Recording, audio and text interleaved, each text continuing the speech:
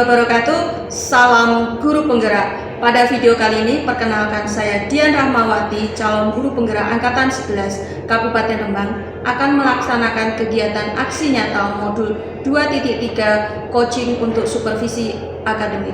Ada 3 tahapan pada supervisi akademik. Yang pertama adalah kegiatan pra-observasi, yaitu perencanaan. Yang kedua adalah kegiatan observasi pelaksanaan. Dan yang ketiga adalah kegiatan pasca observasi atau tindak lanjut.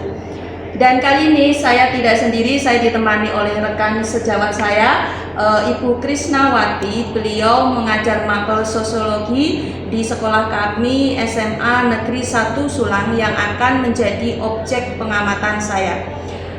Baik, langsung saja kita akan menuju kegiatan yang pertama supervisi akademik, yaitu percakapan pra-observasi. Assalamualaikum warahmatullahi wabarakatuh, Bu Krisna. Waalaikumsalam warahmatullahi wabarakatuh. Bagaimana kabarnya Bu Krisna hari ini? Baik, sangat baik. Kemudian bagaimana? Alhamdulillah, baik, luar biasa Bu Krisna. Baik Bu Krisna, pada kegiatan hari ini kita akan melakukan percakapan pra-observasi.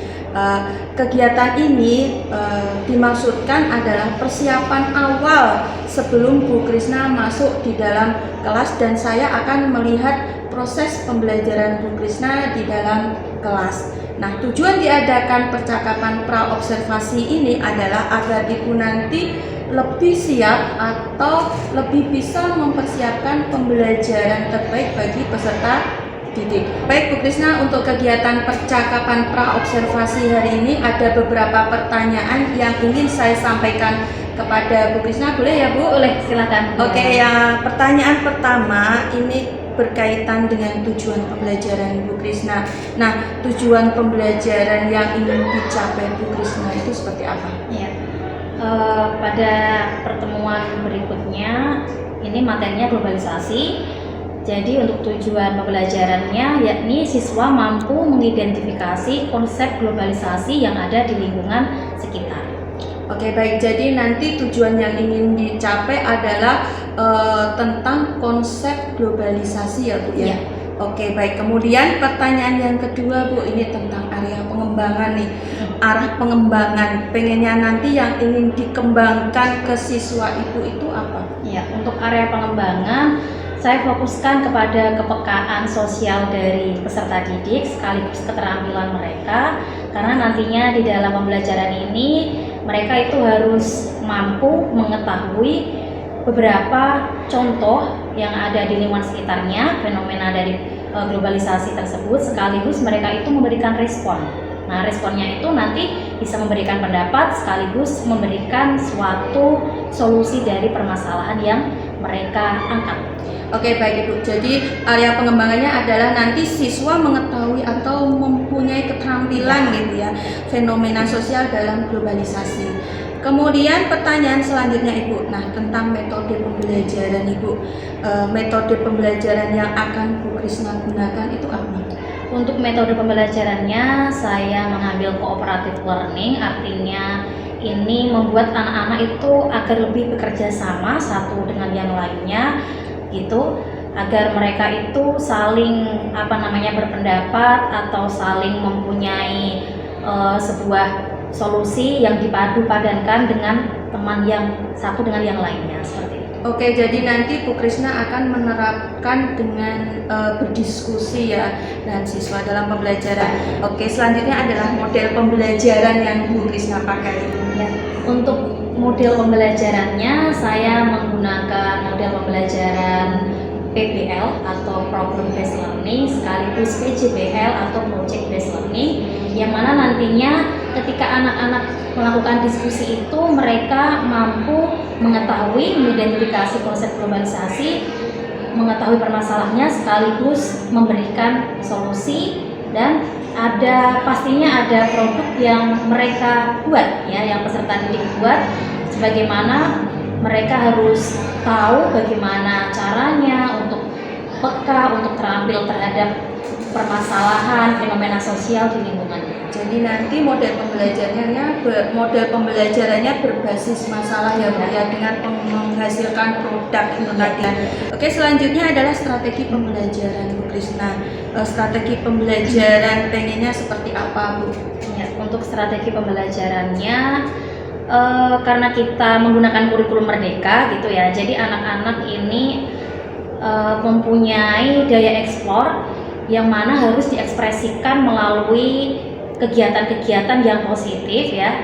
Jadi saya strategi pembelajarannya adalah pembelajaran berdiferensiasi ya. Artinya nanti saya harus mengetahui, mendalami bagaimana karakteristik dari kebutuhan belajar peserta didik ya. Kebutuhan belajar tersebut bisa saja visual, audio atau audiovisual, bahkan kinestetik seperti itu. Oke, baik, nanti untuk strateginya adalah pembelajaran berdiferensiasi sesuai dengan kebutuhan belajar siswa ya Bu ya. Kemudian yang terakhir nih Bu, sasaran kelas nanti yang akan Bu Krisna gunakan kelas berapa tuh? Untuk kelas saya nanti di kelas 12.5. Untuk harinya? Untuk harinya saya di hari Selasa pada jam 3 dan 4. Kita akan bertemu di hari Selasa pada jam ke-3-4 ya Bu ya. Oke, mungkin pertanyaan saya cukup ya Bu Krisna. Untuk hari ini saya harapkan nanti di hari Selasa di jadwal kita nanti pelaksanaan observasi, Bu Krisna bisa melaksanakan kegiatan pembelajaran dengan maksimal sesuai dengan apa yang Ibu rencanakan. Nanti setelah kegiatan observasi kita akan bertemu kembali untuk melakukan percakapan pasca observasi atau tindak lanjut. Begitu ya, Bu Krisna? Oke, baik, terima kasih Bu Krisna. Ya, sama-sama. Oke, sekian dari saya, semoga bisa terlaksana dengan baik. Oke, amin.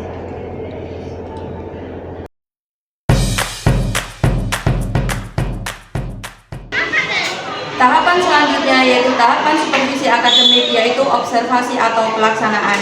Bagaimana Bu Krisna, sudah siap? Sudah siap? Semoga sukses ya hari ini. Amin, amin ya. Oke, terima kasih. Assalamualaikum warahmatullahi wabarakatuh. Waalaikumsalam warahmatullahi wabarakatuh. Mengawali pembelajaran di pagi hari ini, alangkah baiknya kita berdoa terlebih dahulu. Ketua kelas siapa? Oh, Ibu sakit ya? Bisa wakilnya mungkin? Oh, sis juga. Oke, yang lain. Ayo An, ayo An. Dipimpin An, doanya. Siap, dua, mulai.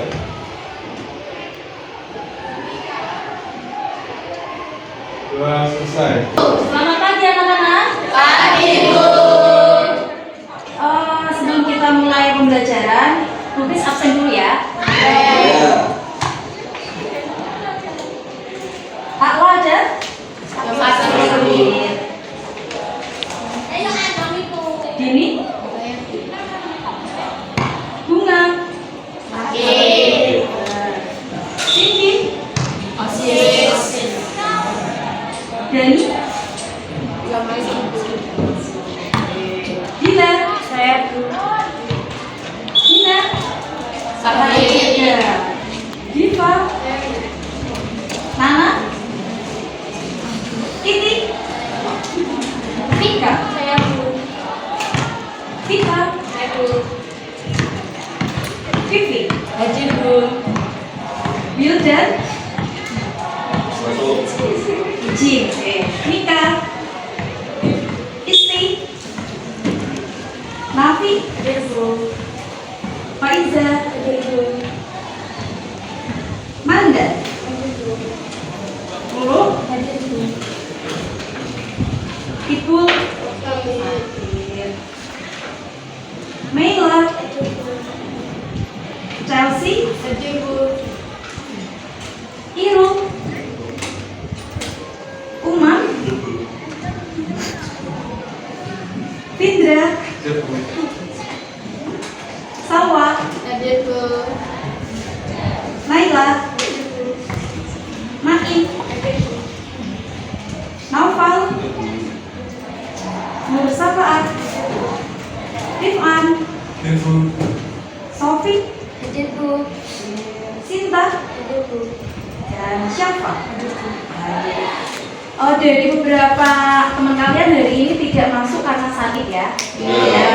Kita doakan semoga mereka cepat sembuh. Amin. Dan kalian juga harus jaga kesehatan. Oke?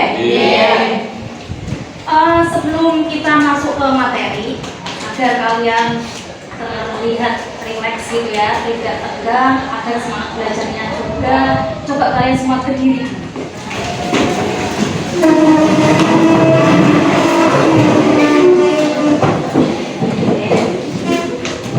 Badan tegak, terus hadap ke depan, lalu ini ya. Oke. Kalian tarik nafas 1, 2, 3, tarik, hembuskan. Oke. Tarik lagi, hembuskan lagi. Satu kali lagi, tarik, hembuskan.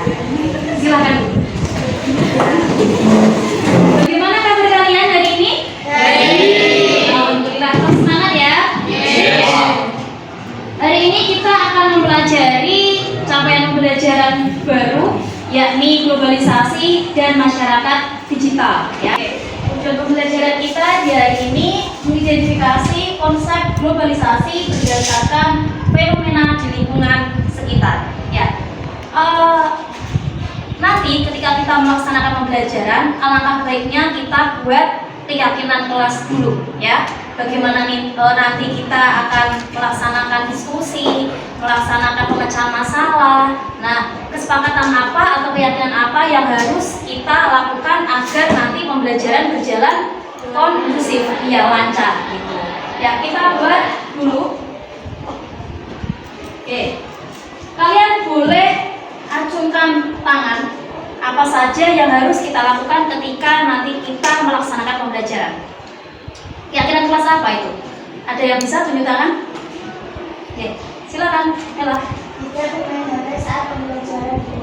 Bagus ya. Tidak bermain HP saat pembelajaran.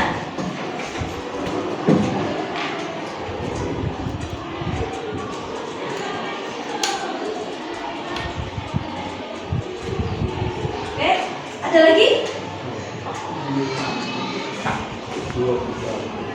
Silakan, Vivi. Menghargai teman dan guru ketika berbicara. Oke.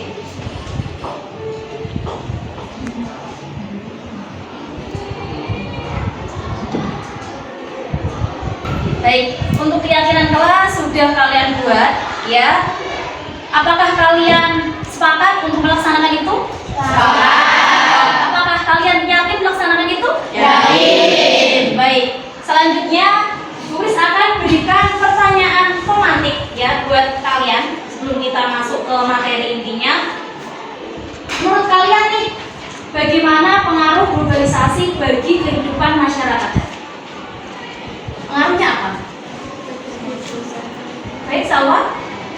Terjadi perubahan tata nilai dan sikap, berkembangnya ilmu pengetahuan dan teknologi, serta kehidupan yang lebih baik. Baik. Ada tatanan nilai, ada sistem normanya, mungkin kehidupan yang lebih baik dan lain sebagainya. Itu ya. Kita lihat bagaimana keadaan kita di lingkungan sekitar. Kita termasuk ke dalam pelaku dari globalisasi tidak? Ya. Misalkan apa, Cak? Kalian menggunakan alat-alat tertentu sebagai keberlangsungan hidup kalian? Ya, contohnya handphone, HP.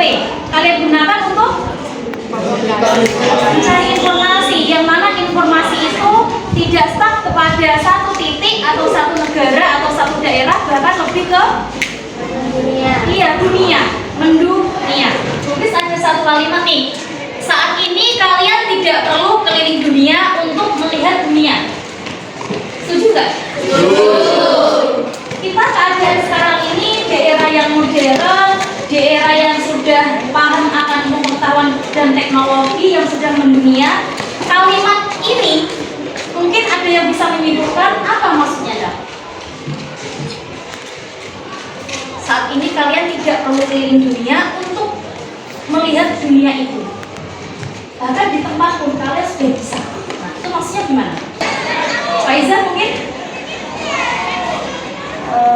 Dari kalimat tersebut bisa disimpulkan bahwa kita tidak perlu dunia karena kita bisa memanfaatkan teknologi kemudian lewat handphone atau lewat yang lain seperti sosial media yang menampilkan tujuan destinasi traveling gitu ya, bisa memanfaatkan media sosial kaitannya postingan-postingan di sana. Misalkan kalian mau berkunjung kemana nih, nggak perlu langsung ke sana, tapi melihat dulu referensinya. Nah, bisa aja ketika kalian ini punya rezeki lebih gitu ya, nah barulah ke sana gitu ya. Terus ada tayangan gambar ini ya sebagai awal. Gambar ini menceritakan apa, Cak? Sibuk dengan HP-nya atau handphonenya masing-masing ya. Di sana ada anggota keluarga ya, ada ayah, ada ibu, ya anaknya, kakak adik gitu ya, kakak adik. Nah, fenomena ini Cak kita sebut sebagai fenomena pubbing. Ada yang tahu? Pubbing itu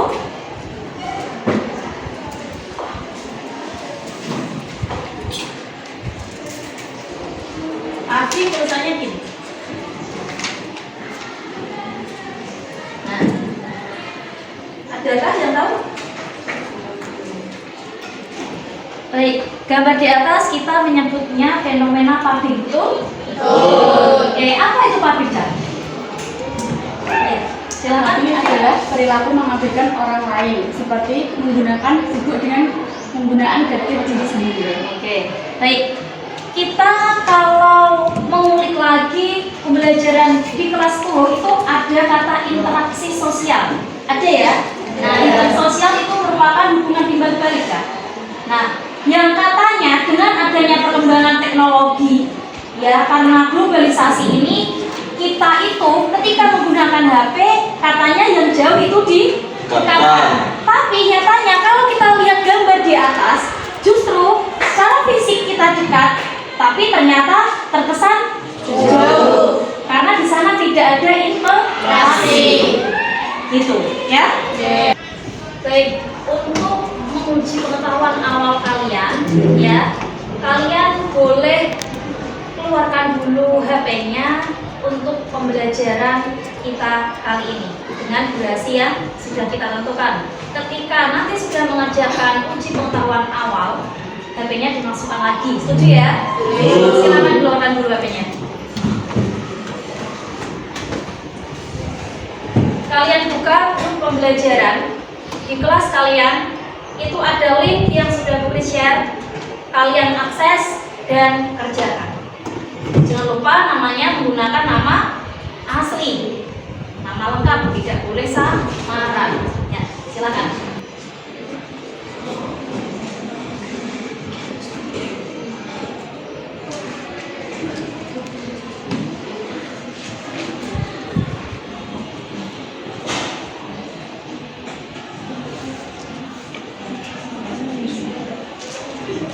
Baik, tadi kalian sudah mengerjakan uji pengetahuan awal ya.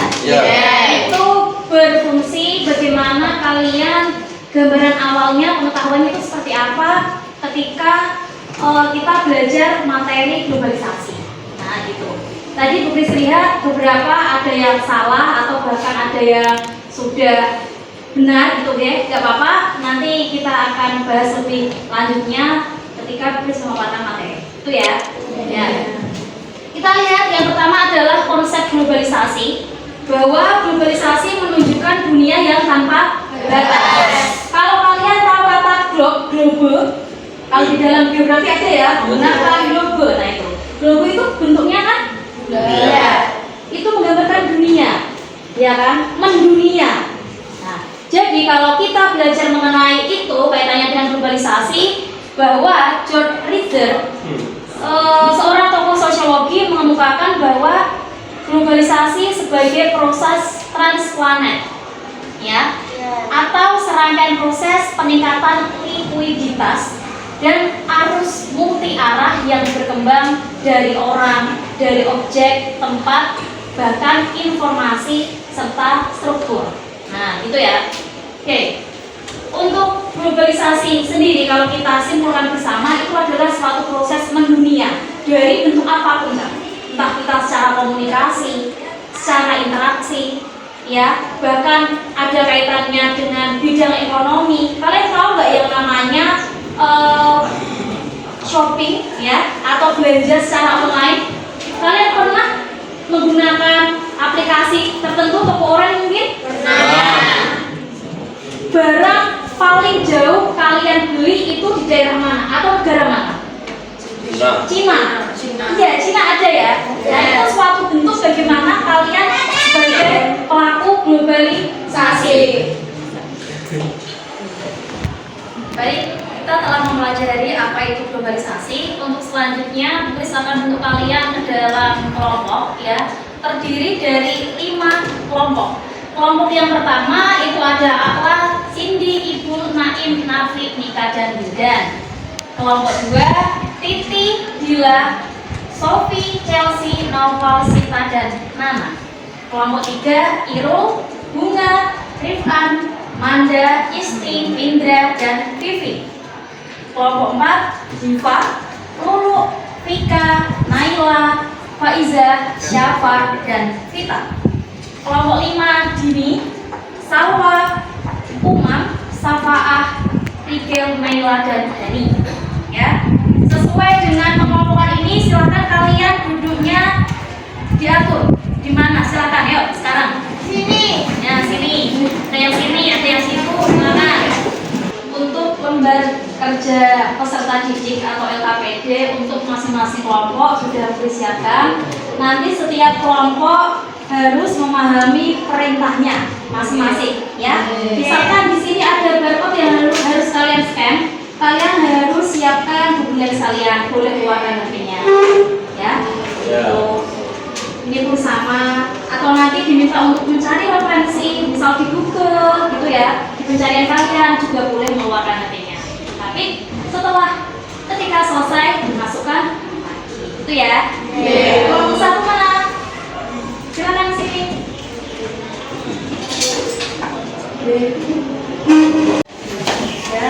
Empat. Kawan-kawan. Kelompok 5. Ini ya.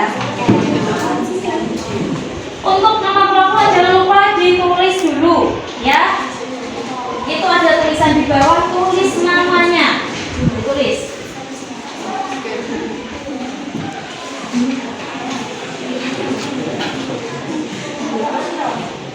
Mereka harus gitu, gimana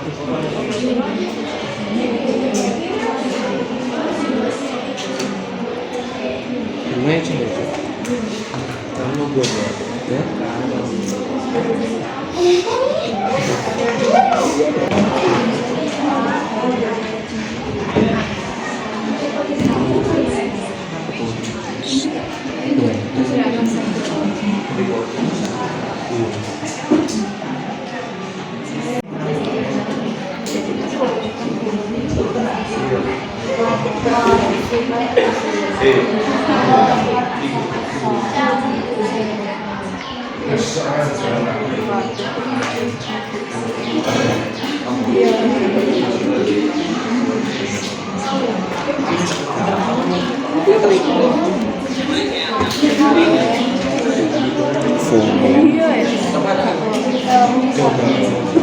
Cari referensinya.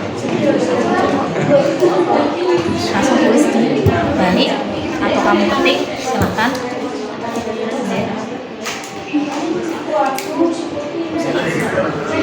Dua paragraf ya, itu minimal 400 kali.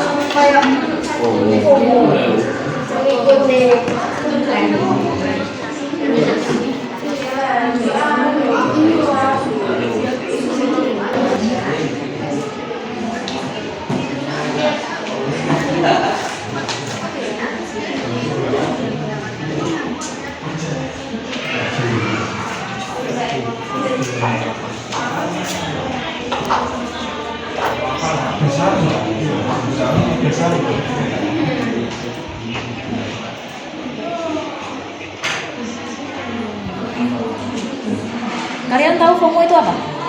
Tahu ya? Untuk siswa sekarang ya itu pasti tahu istilah itu. Karena tulis mengikuti kalian, masanya kalian. Tenarnya apa sih?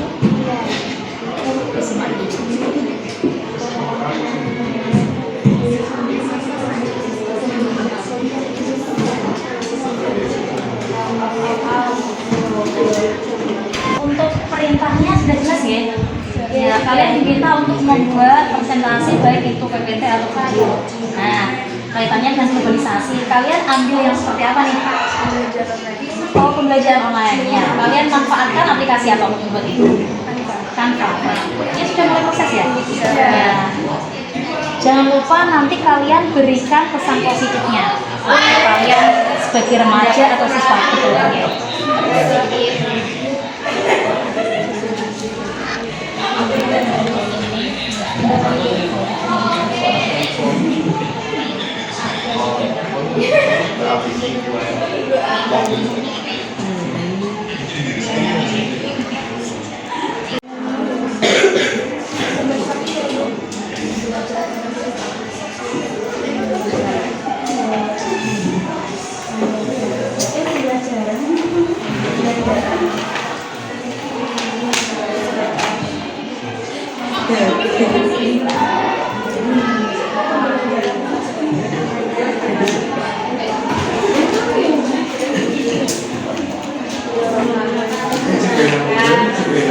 Aplikasinya ini ya.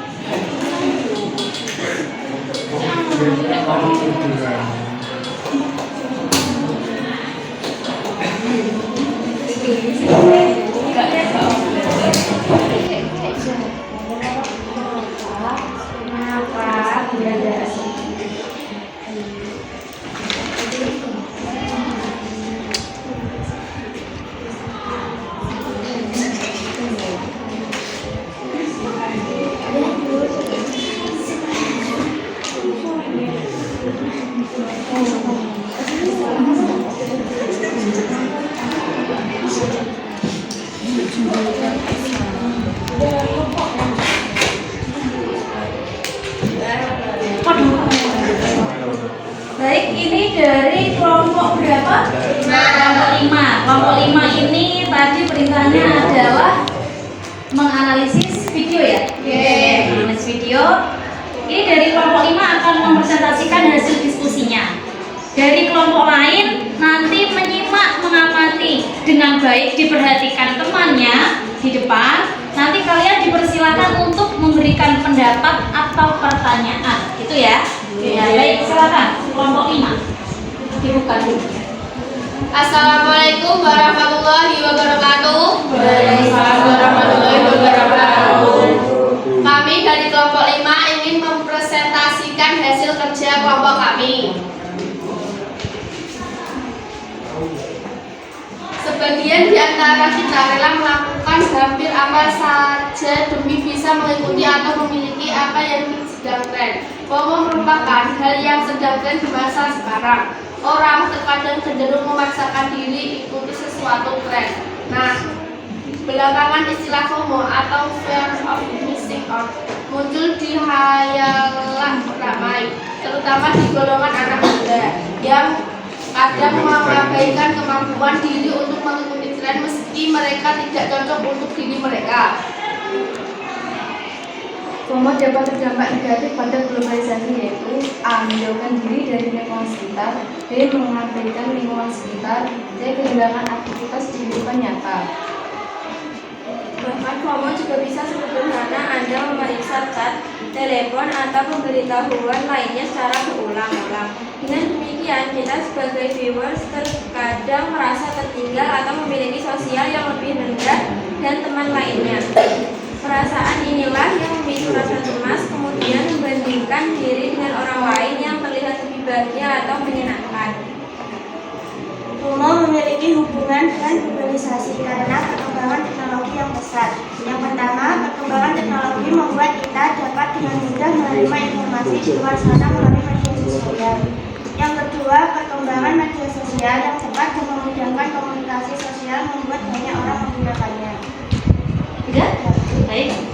Temannya dipersilakan untuk memberikan pendapat atau pertanyaan. Mohon kelompok lain dapat memberikan pertanyaan atau pendapat bagi kelompok kami. Saya Bu, Baik, silakan Isti.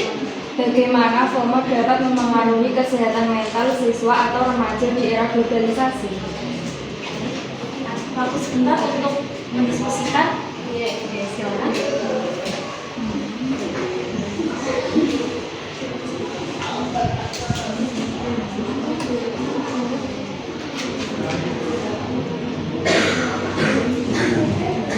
Oke, cukup. Silakan ya. Dan silakan yang mau menjawab siapa? Salah. Saya akan menjawab pertanyaan dari kelompok 3.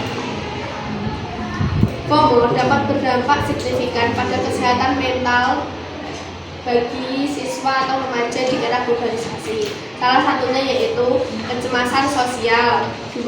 Perbandingan sosial, 3. Kinerja akademik, 4. Kesepian, 5. Kesehatan emosional. Menanggulangi FOMO memerlukan kesadaran diri dan strategi untuk membatasi paparan media sosial serta mengembangkan keterampilan coping yang sehat. Baik. Bagaimana Isti terjawab pertanyaannya? Sudah? Baik. Dari kelompok 5 cukup ya?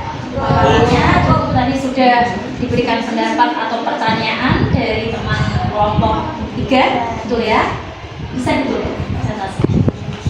Sekian presentasi dari kelompok kami. Wassalamualaikum warahmatullahi wabarakatuh. Waalaikumsalam warahmatullahi wabarakatuh. Beri tepuk tangan buat teman kalian.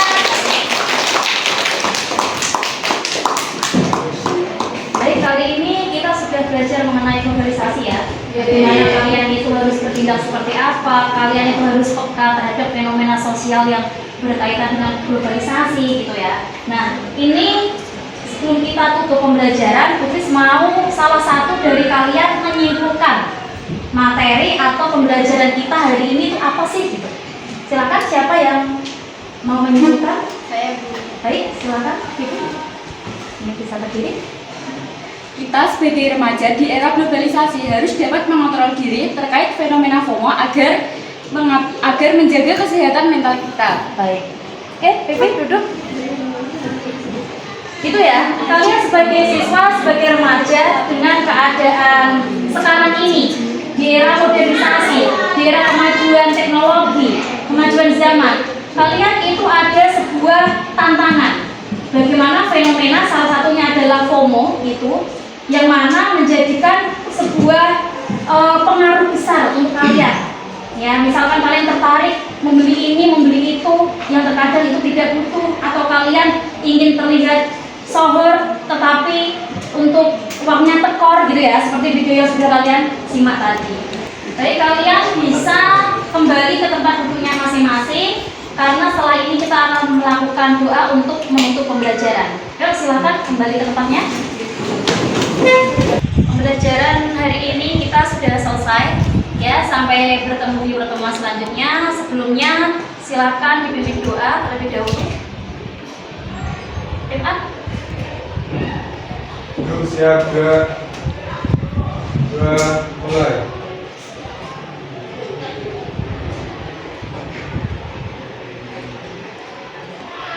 Selesai. Baik, terima kasih atas perhatiannya. Wassalamualaikum warahmatullahi wabarakatuh. Waalaikumsalam warahmatullahi wabarakatuh. Assalamualaikum warahmatullahi wabarakatuh. Waalaikumsalam warahmatullahi wabarakatuh.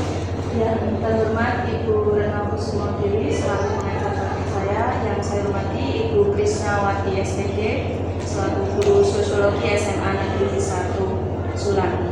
Sampailah pada hari ini tahap kegiatan percakapan pasca observasi, di mana minggu kemarin saya sudah melaksanakan kegiatan pengamatan atau observasi di kelas rekan sejawat saya Ibu Krisnawati pada pembelajaran fenomena globalisasi di kelas 12 Kita mulai saja percakapan pasca observasi hari ini. Bu Krisna, apa kabar hari ini? Alhamdulillah, ya, alhamdulillah luar biasa ya Bu Krisna. Nah, kegiatan pasca observasi ini Bu Krisna ini nanti nanti adalah kegiatan setelah saya melaksanakan observasi di kelas itu. Yang kemarin di kelas 12.5 kita akan membahas refleksi. Selanjutnya ada beberapa pertanyaan yang saya tanyakan ke Bu Krisna. Boleh ya Bu? Boleh sekali. Nah, yang pertama Bu, ini perasaan Bu Krisna setelah proses pembelajaran kemarin di kelas 12.5. Perasaan saya senang, senang, puas gitu ya, karena anak-anak bisa menjalankan dengan baik. Di samping itu tetap masih ada kekurangan yang pastinya perlu saya perbaiki. Oke, baik Bu Krisna. Nah, sekarang perasaannya Ibu, pembelajaran ini ada yang menunggu nih seorang supervisor nih. Nah, perasaannya bagaimana? Untuk perasaan sih awalnya agak dekat gitu ya, tapi karena ini demi kebaikan saya juga mungkin nantinya akan bermanfaat itu, seiring dengan berjalannya pembelajaran itu saya rasa sudah bisa menyesuaikan dengan kondisi itu. Jadi saya anggap seperti ya rekan sendiri gitu ya, agar perasaan saya tidak terlalu yang berlebihan gitu ya. Biasa sekali Bu Krisna. Oke, baik Bu Krisna, selanjutnya bisa Bu Krisna ceritakan kembali proses pembelajaran yang Bu Krisna laksanakan pertemuan.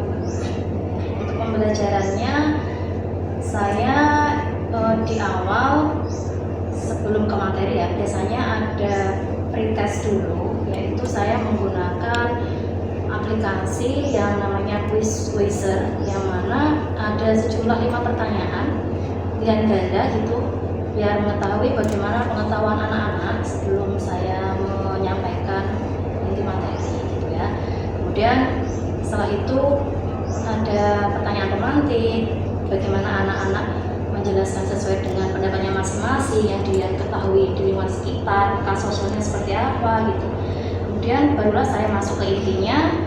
Ketika inti itu materi sudah saya sampaikan, anak mungkin ada yang bertanya, saya menjawabnya, kemudian dibahas bersama. Nah, setelahnya baru saya mengorganisasikan kelompok. Jadi kelompok itu saya buat sejumlah 5 kelompok berdasarkan bagaimana anak-anak itu ada yang namanya tes diagnostik ya. Kalau saya biasanya gitu, menggunakan Google Form. Kemudian saya kelompokkan anak tersebut dan jadilah 5 kelompok itu. Anak-anak itu ada yang istilahnya apa ya, kemampuannya dalam menulis gitu. Kemudian ada yang membuat poster, ada yang menggunakan aplikasi Canva untuk membuat PowerPoint gitu, dan lain sebagainya. Dan anak-anak alhamdulillah bisa melaksanakan itu.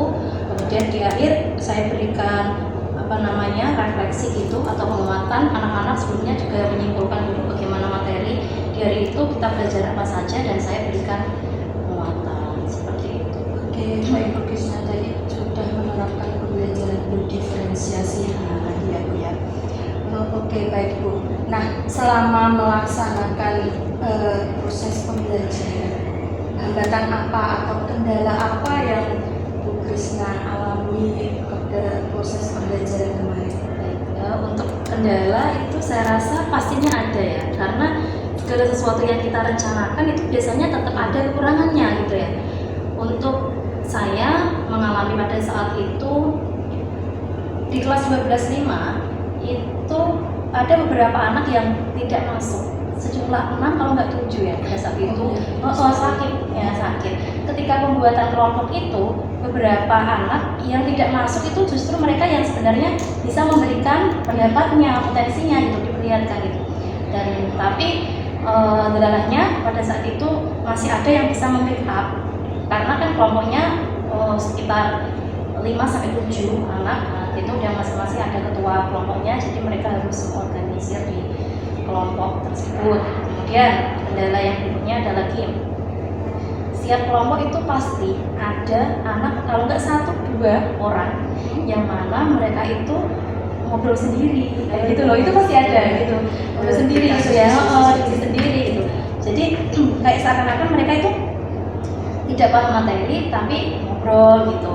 Makanya untuk kedepannya mungkin saya harus memperbaiki mungkin mungkin cara pembelajarannya, model pembelajarannya seperti apa, atau tindakan yang lebih tepat lah di kelas tersebut. Karena masing-masing kelas itu kan punya karakter yang berbeda. Oke, jadi tadi solusinya Bu Krisna sudah disampaikan ya. Nah, selanjutnya Ibu, solusi ini Bu Krisna akan merencanakannya kapan ini untuk memperbarui proses pembelajarannya lagi agar anak-anak itu lebih fokus terutama pada pembelajaran diskusi. Ya. Untuk tindak lanjutnya berarti ya, tindak lanjutnya pastinya saya menerapkannya ya paling enggak minggu depan ini, apalagi ini mau mendekati penilaian semester ini ya, tengah semester ini, jadi saya harus melaksanakannya.